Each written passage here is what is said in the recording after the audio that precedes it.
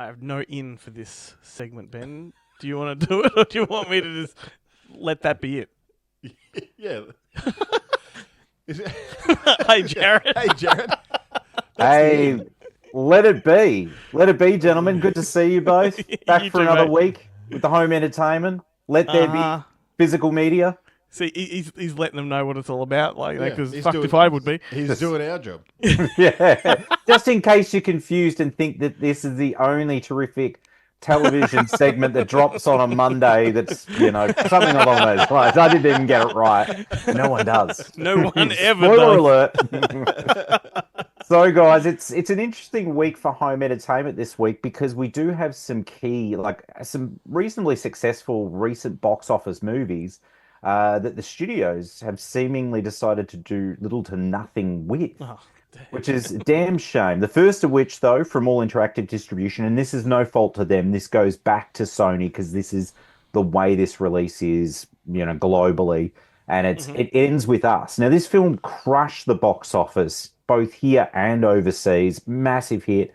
Obviously, once the film came out, a lot of controversy about, the director, the pairing of themes. actors, Yeah. and the themes as to how the film was marketed. It's a film about domestic abuse, but then they kind of made it look like a, romantic drama. All this stuff, right down to that. I read that there was two cuts. That basically there was the cut, and that Blake Lively, who's not only in the film but one of the producers of the film, had wrestled the film back and been able to get the film recut with another producer, and they had the two cuts that they could test.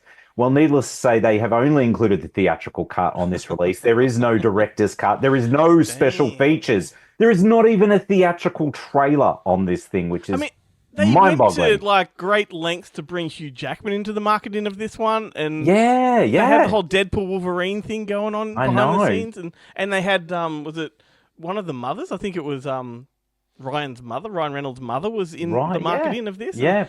Stuff you could fluff up a fucking release Oh, with. absolutely. It's a bit of a shock, but maybe it's, and I mean, that's the thing. The trailers are already, that's well and truly done. There's probably multiple trailers. There's going to be the EPK, which is all soft and fluffy anyway. So it's not like you're asking the director to come back and do the commentary now, understandably. But yeah, zero effort on this one. Only Blu-ray and DVD. Kind of surprising they didn't do a 4K for it. But, Blu-ray and DVD, that one's out. That's all that can really be said. I really enjoyed it. It was like the movies they made in the 90s. Remember those Jennifer Lopez movies, Angel Eyes and Enough? Enough, yeah. It felt like that era of filmmaking. I do like those movies. I love those movies. And admittedly, yes, I like those movies too. And, I don't love Blake Lively. I do love Ryan Reynolds, but I do love Gossip Girl. So I probably will watch It Ends With Us at some point in time. And the missus is very keen to check this one out. Yeah. But also for All Interactive Distribution, making up, strangely enough, a Studio Canal making up for Sony's losses. They're releasing on 4K Blu-ray and DVD, but the 4K is the one to get excited about because it's the first time on 4K. The African Queen, not to be confused with Caribbean Queen. We're sharing The same dream. And our hearts will beat as one. Not that one. This is the Humphrey Bogart film. It's coming out in 4K Ultra HD. And the good news is that Studio Canal may only be doing 4K, no Blu-ray component with the 4K, but all the special features are on the 4K. And this thing is loaded with new and archival stuff. There's 2 commentary tracks, there's documentaries, there's new and archival interviews. It's a stacked release. So if you're a fan of the film, then this is going to be the release to grab, and just grab the local one. I am a fan of it. I believe that there is actually a featurette on there that actually they show the mosquito biting Katharine Hepburn that stopped her from being able to talk normally. That gave her the malaria. The mosquito came along going, and then just passed it on. It was like Fallen. Yeah.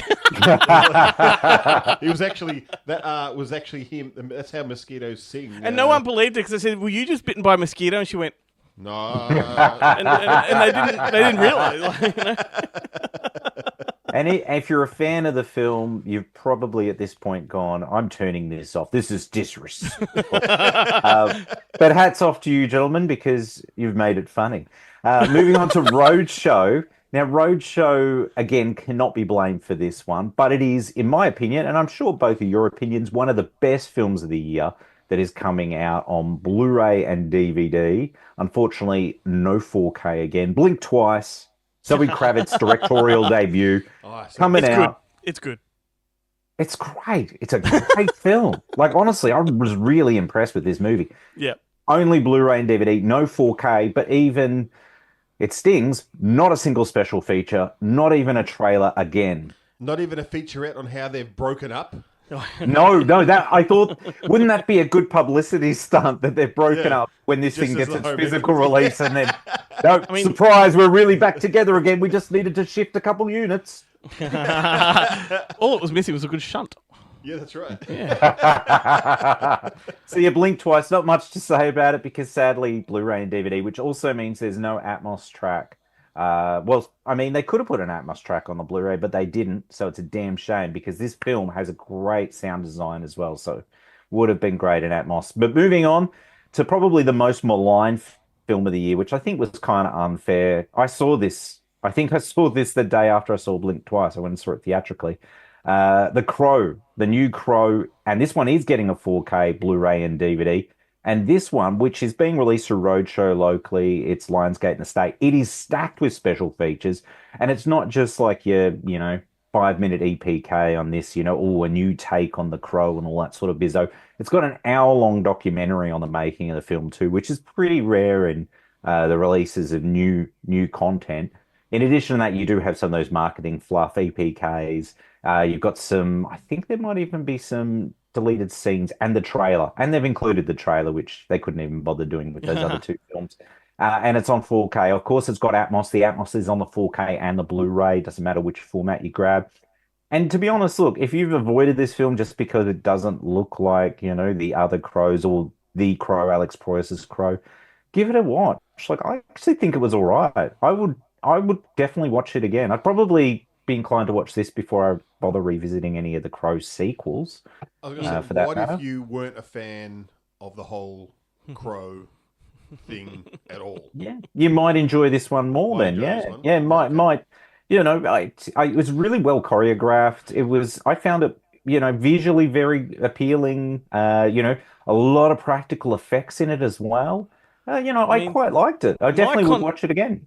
My controversial take, although expected, is that City of Angels is really good. I like City of Angels a lot. Saw it once theatrically, and that was enough for me. I haven't revisited it, but I've actually seen it more. I've seen it more than the Proyas one. There you go. Is there a chance in the new one that Skarsgård breaks the fourth wall and kind of turns to the camera and does like a cheeky It kind of wink? Okay. Yeah. I thought he was going to turn to camera and say, "Life moves pretty fast." No, it's a Stephen King crossover. It's The Crow, and then you got like The Crow from The Stand, and they sort of cross into each other's universes. Oh, yeah. Okay. That would be very interesting. I think people would have been far more accepting. Now, just a brief note, I think I've probably seen Alex Proyas's Gods of Egypt more than I've seen Alex Proyas's The Crow. It's a film. Moving on, Roadshow's got one other movie that's coming out this week, and I'd be remiss not to mention it purely because I know you gentlemen are fans of his cinema. Frank Grillo's got a direct-to-video actioner coming out. Yes, I am. Sadly, it's only getting a DVD. That's called Hounds of War, so keep your eyes peeled for that one. I'm guessing at some point he's going to be very frustrated because that's Frank Grillo's generally. He's always getting frustrated. Yeah.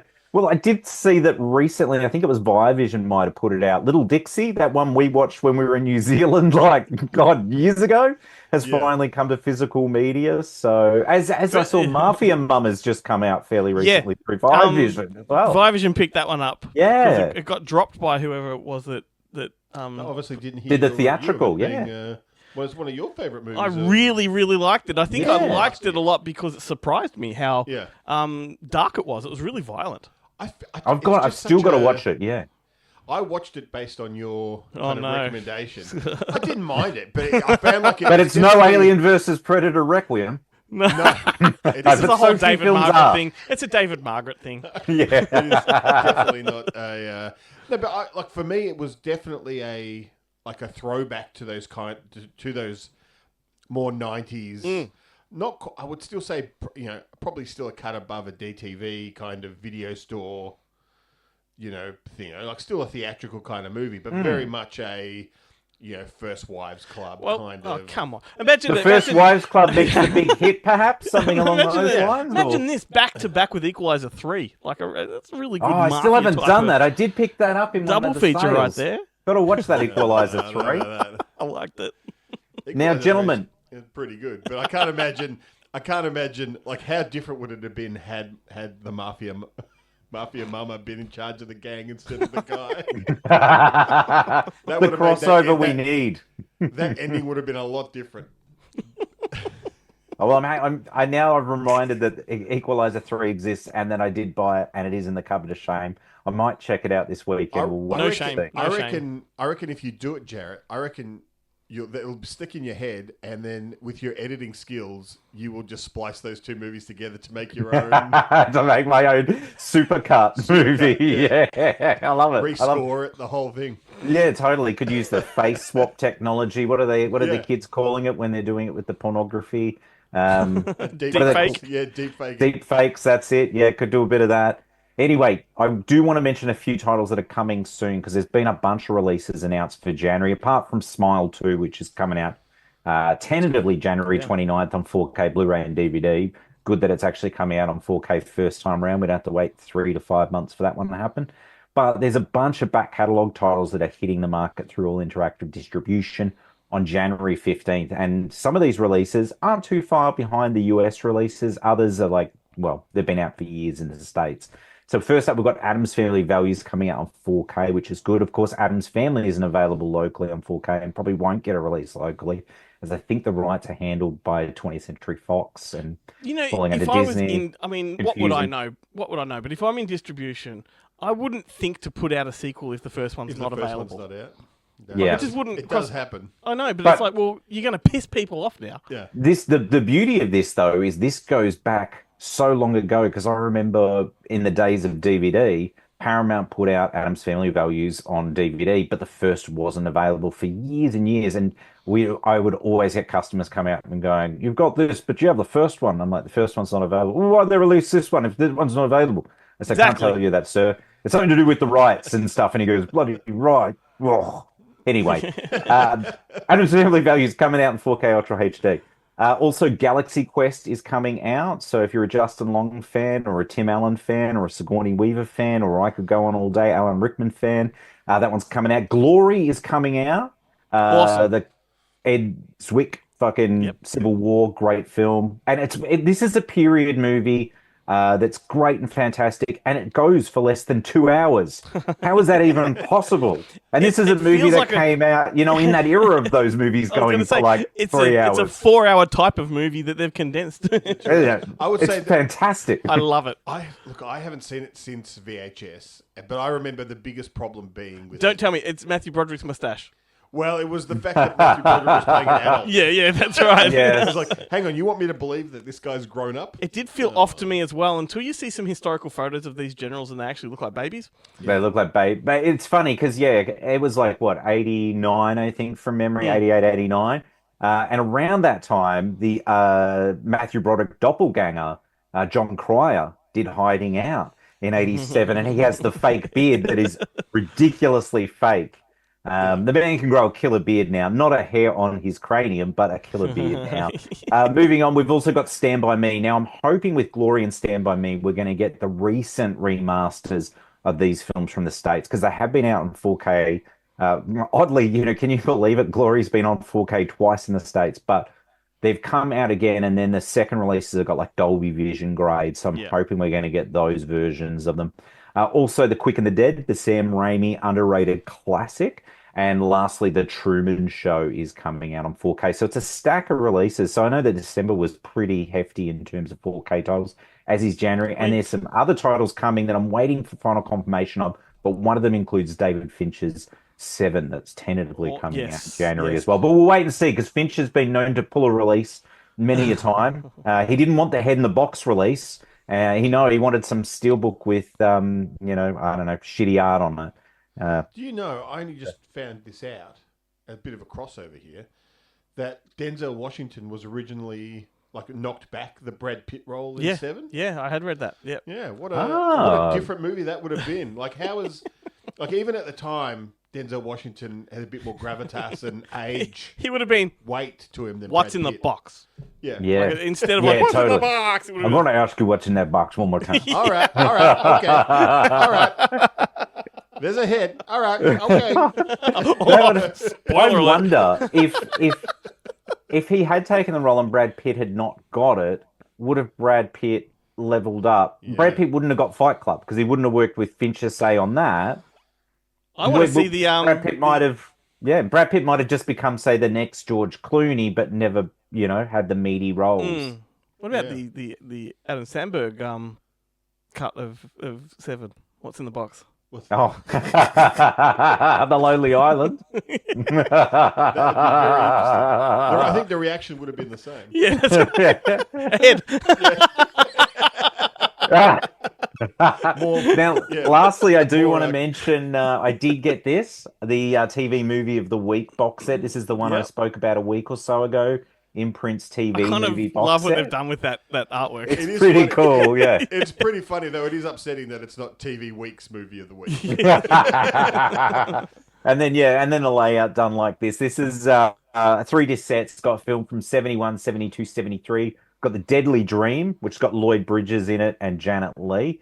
This, to me, was probably the weak. I've watched all of them and watched most of the special features. This is the weakest of the three. I actually got a little bit confused. Admittedly, I fell asleep during it, but then I did go back and rewound it about 15 minutes so I could try and put it back together. But oddly enough, the movie is about dreams and nightmares. And yeah, I don't know. It just didn't 100% work for me. It was interesting, nonetheless. I hope Volume 2 of that box set has Poison Ivy, the Michael J. Fox made for TV movie. Bloody oath! That movie is just in need of a release. Man, I love that movie. I've got it taped off TV. Oh no, actually, no, I do. I think I've actually got a legitimate NTSC tape of it as well. Yes, I do. I think I might have even bought it with you, Ben, when we were shopping somewhere, maybe in you were very excited to find it, and I was very uncomfortable because I think I'd sharted in the car park and was unable to. Why can't you be more happy for me, Ben? It's Poison Ivy. I was like, why are we still here? Why can't we go home? I need to clean up. Yeah. Oh God. Yeah. That was, and then we had trouble getting an Uber. God, it was a nightmare. That one. I remember that. And then there was lots of traffic. God, it was a nightmare.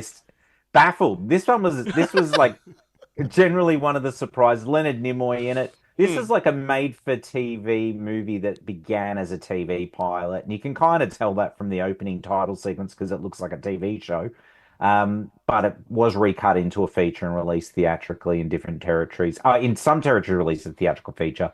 In other territories, released as a TV movie. It's a bit of an oddity. It's fine. It's good. It's not amazing, but they did put a lot of work into restoring this scene. There's like a feature out on the restoration, and it's astonishing how much work they put into restoring it, which kind of made me go, but why? Anyway, like they probably thought that as they were doing it. Yeah, but the guy that's done the restorations has done a few of the special feature. Clearly, he is an avid fan of this film. Put his heart and soul into this release. So very cool. But then I was going to say, it does look like it requires it. Does it have a like Lalo Schifrin score with like a glockenspiel? And all that kind of, nothing as classy as Lilo Schifrin. Baffled. Anyway, it has a TV movie score. The last one, Scream Pretty Peggy. This was my pick, the one I liked, and I love this. I didn't rewatch it because I just watched it recently.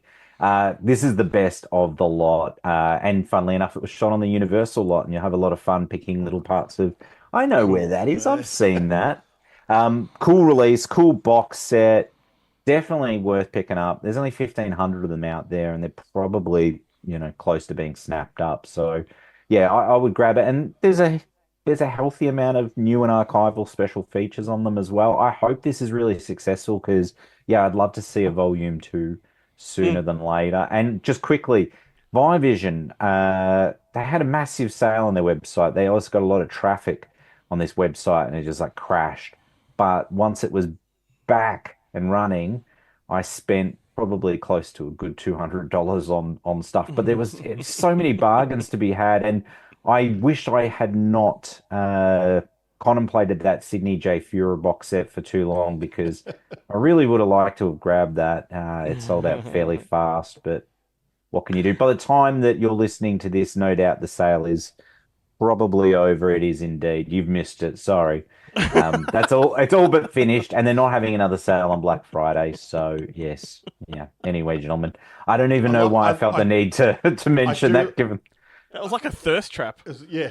Yeah, I know. When I realized the date, I'm like, oh no, it has finished. Sorry about that. I do love though how a lot of companies are doing they're trying to beat the big boys.